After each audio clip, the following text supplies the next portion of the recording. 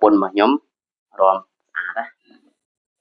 The spelling rules for adding ing to verbs. Chứng JP vị thi có các buôn chấp sầm rạp ca bằng time ing từលើ For the first rule, for most verbs are adding ing. Chứng sầm đau từលើគេសាប់ជាទូទៅគេសាប់ទូទៅកាលណាយើងនិយាយការបន្ថែម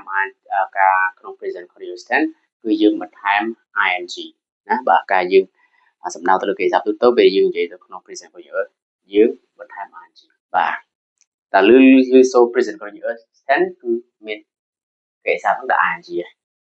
ចឹងទីទូទៅគេសាប់គឺបន្ថែម ing ក្នុង rule វាទូទៅហើយពាក្យថាទៀតថា play ចឹងពាក្យ play ពាក្យដើមរបស់វាគឺបញ្ចប់ទៅត្រឹមតែបាទy ទេអញ្ចឹងដល់ពេលដែលយើងថែម ing យើងដាក់ថែម ing យកទៅណាបាទ playing work ដែលនេះត្រឹមតែសក់ k ទេ work អញ្ចឹងទៅជាគេ working read នេះគឺអីគេបញ្ចប់ដល់សក់ d ជាគេថា reading ពេលថែម ing reading អញ្ចឹង most verb are added ing ទី2 a verb ends in a silent e drops the e then put ing ចឹងគេសាប់បញ្ចប់ទៅដោយអក្សរ e ណាបញ្ចប់ដោយអក្សរ e ដល់អត់មានសម្លេងនេះអក្សរ e នឹងអត់មានបញ្ចេញសម្លេងទេអញ្ចឹងយើងលុប e នេះចេញបន្ទាប់មកយើងដាក់ ing ណាឧទាហរណ៍ថា bake នេះគឺដុតនំ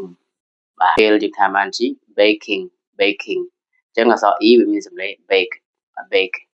ញ្ចឹងសម្លេងរបស់វាគឺអក្សរ k ទេ bake អញ្ចឹងយើង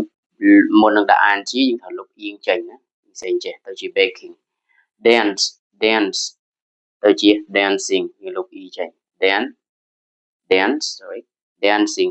dancing okay and example the last example for you I provided you with these examples my wife is dancing beautifully ប្រពន្ធរបស់ខ្ញុំរាំស្អាតណាបាទរាំបានស្អាតណាអូខេអញ្ចឹងមានតែប៉ុណ្្នឹងទេ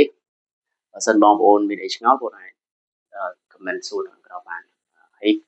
តាមដានវីដេអូបន្តទៀតខ្ញុំទម្លាក់វីដេអូតាមលំដាប់មេរៀនទាំងអស់កាលរបស់យើងនឹងបាទហើយក្នុង rule review មួយហ្នឹងអញ្ចឹងបងប្អូនចង់ដឹង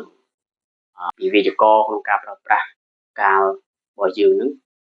អញ្ចឹងបងប្អូនមើលវីដេអូរបស់ខ្ញុំអត់ខុសទេព្រោះខ្ញុំរៀបតាមលំដាប់ក្នុងការបន្ថែម ing